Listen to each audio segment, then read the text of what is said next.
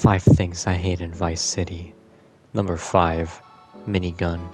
With all the guns you have in the game, I would have to say the minigun for me is a mixed bag.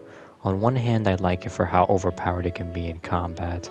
The other hand is how I hate how clunky it is to use. The issue I have with this gun is that there's no way you can aim with it.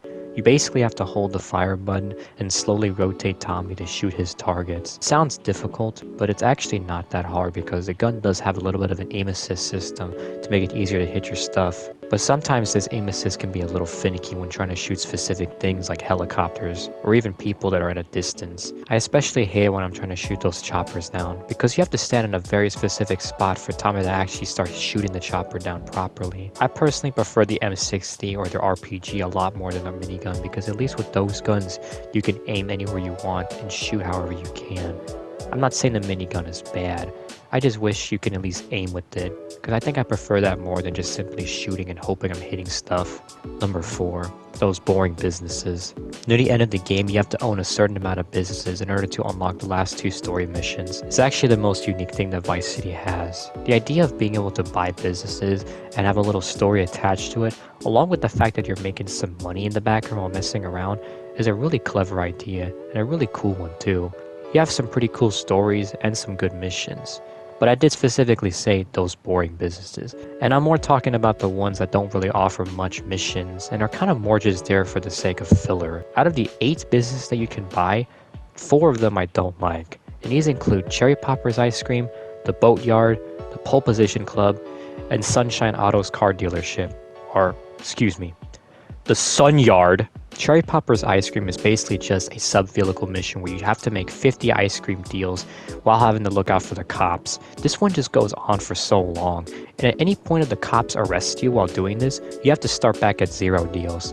The Boatyard is essentially just a boat challenge. You gotta get to the end of the course before the time runs out, but I really don't like the boat controls in this game. They are very stiff. The Pole Position Club is the easiest one to acquire out of the 8 businesses that you can buy.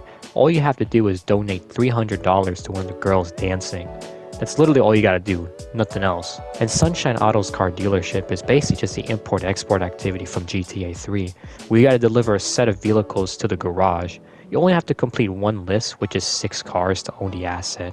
I mentioned in my GTA 3 video that this sort of thing is my least favorite activity to do in any Grand Theft Auto in general, because you're probably going to be spending like half an hour trying to find that one car that just never wants to spawn for some reason. The rest of them are not that bad. Not just that, the other businesses also actually have proper missions.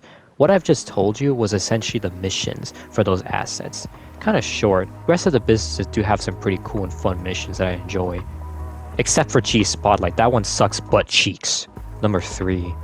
Doing Vigilante in the Hunter Attack Chopper. When you collect 100 hidden packages, you unlock the Hunter Chopper outside of Lance's house. You're allowed to do the Vigilante side activity while flying this helicopter, and it's by far the best vehicle to do Vigilante in. You can complete the 12 levels you need for 100% in literally under 5 minutes if you're fast enough. Now, even though this is a really overpowered vehicle to use, it does come with some annoying controls that I hate with this thing. This is their first GTA game where they did actually have flying helicopters and planes, but man, the controls definitely didn't age so well. There's a few issues I have with the Hunter Chopper. One is how fast this thing can catch up speed. There's nothing wrong with how fast this chopper flies, but when it comes down to trying to angle your chopper down so you can shoot down the cars, you're probably going to end up flying over your targets by mistake by simply trying to angle it downwards so you can shoot. The minute you let go of pushing forward on the stick, the chopper almost always automatically auto levels, so you have to constantly fiddle with the stick so you're angling yourself forward while not trying to move too quickly. Secondly is how this thing handles collisions. When you hit obstacles, you kind of do this weird thing where you kind of bounce off of it, sort of like a ricochet effect, or you're like bouncing all over the place like a goddamn pinball. This can definitely be annoying if you're shooting your targets down, because there's a chance that when the car blows up, one of the car pieces might fly into your blades and you might end up bouncing off of it, sending your chopper flying into a random direction. This can happen with other stuff, street lights, buildings, really anything.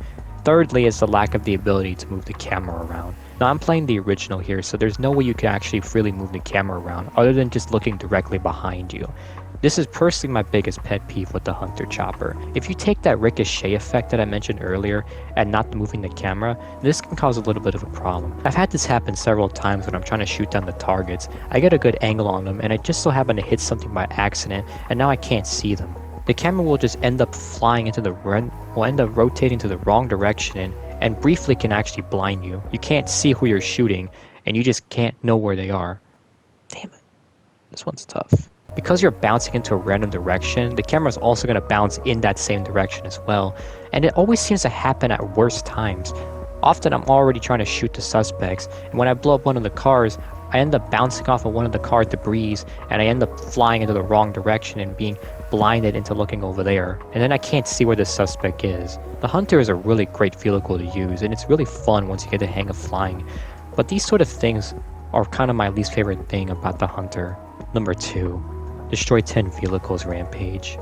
Near the bottom of the map in the middle of the water, there's this abandoned boathouse thingy with a rampage token. The idea for this rampage is that you have to blow up 10 boats in 2 minutes with a given RPG, which sounds easy on paper, but in reality you're just standing around waiting for boats to spawn. For some reason you just don't see any boats spawning at all in this boathouse. Whatever it's called anyways. Even then you're only going to get as many as maybe 5, 6, maybe 8 at most, and then you have to start all over again once you hit 0. This boathouse, whatever the fuck it's called, has some really clunky collision. Like I wasn't even aiming at that thing and I somehow still hit it. This is probably going to take you quite a lot of time to do because that's really it. Nothing happens. You're just waiting for boats to spawn. Sometimes they're really hard to hit if they're really far away. You often think you're actually hitting the boats, but in reality you're not. Not only that, sometimes you might have to shoot them multiple times for them to actually properly blow up. It's more fun shooting at this dolphin than it is trying to shoot this one big ass boat that apparently likes to eat 5, 10, I don't even know, fucking 20 rockets before it eventually decides to blow up. Technically there is a workaround that you could use. What you could instead do is fly here, grab the token, get back in the chopper, and fly back to the city and just find a bunch of cars to blow up, because that'll still count towards the rampage. But even this has its own repercussions. There's like 50,000 gang members that spawn all over the streets, and if it just so happens you accidentally hurt one of them, which is very easy to do, they're gonna all start foot chasing you across the street, and you can't escape them. You can't switch your weapons, you can't sprint with the RPG, you're gonna have to do the rampage while these dudes are beating you up.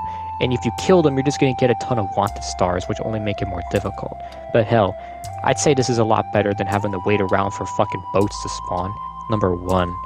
First person aiming with assault rifles. If there's one thing I don't like about the actual shooting in the game, is the fact that the assault rifles for some reason have to use this manual aiming system.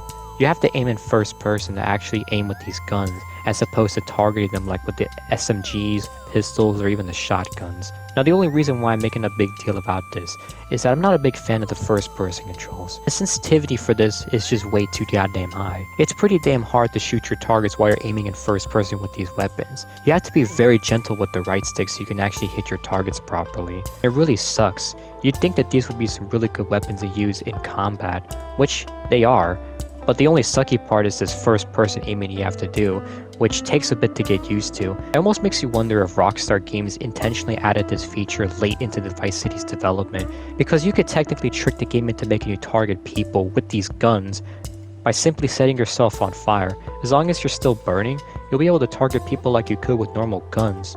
But it's only really effective if you have the fireproof ability, otherwise you're just going to burn yourself to death. I'm not a big fan of this system. I think their intention was really more so that you can shoot cars or vehicles without having to worry about shooting them blindly like in normal combat. But I feel like it's more better just to use other guns that allow you to target people, and being the fact that you almost die instantly whenever you lay eye contact with anybody, you're better off using the Uzi, the MP5, or fuck it, any gun that allows you to target people instantly, because considering how fast you can get killed in some of these missions, you're better off just using a gun that can auto-aim and switch targets instantly than having to use this clunky first-person aiming that doesn't always work. With how sensitive the first-person controls are, auto-aim is your number one friend.